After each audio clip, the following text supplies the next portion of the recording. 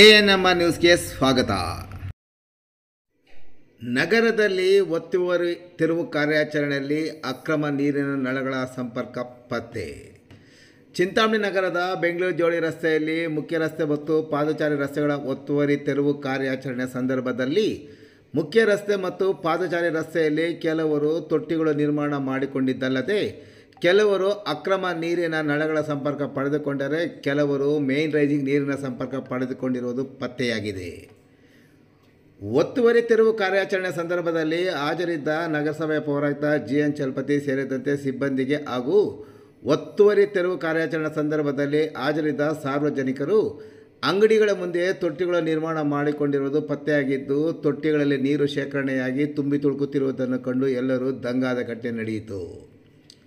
Hotel, bakery, ದ್ವಿಚಕ್ರ ವಾಹನಗಳ washing ಸೇರಿದಂತೆ ಇತರೆ ಕೆಲ ಅಂಗಡಿಯ ವ್ಯಾಪಾರಸ್ಥರು ತೊಟ್ಟಿಗಳನ್ನು ಪಾದಚಾರಿ ರಸ್ತೆಯಲ್ಲಿ ನಿರ್ಮಾಣ ಮಾಡಿಕೊಂಡಿದ್ದಲ್ಲದೆ ತೊಟ್ಟಿಗಳು ನಿರ್ಮಾಣ ಮಾಡಿದ ದಿನದಿಂದ ತೊಟ್ಟಿಗಳು ತೊಳೆಯದೆ ಶುಚಿತ್ವ ಮಾಡದ ಕಾರಣ ತೆರವು ಕಾರ್ಯಾಚರಣೆಯ ಸಂದರ್ಭದಲ್ಲಿ ತೊಟ್ಟಿಗಳಲ್ಲಿನ ನೀರು ಗಬ್ಬುನಾಥ ಬೀರುತ್ತಿರುವುದು ಗೋಚರಿಸಿತು.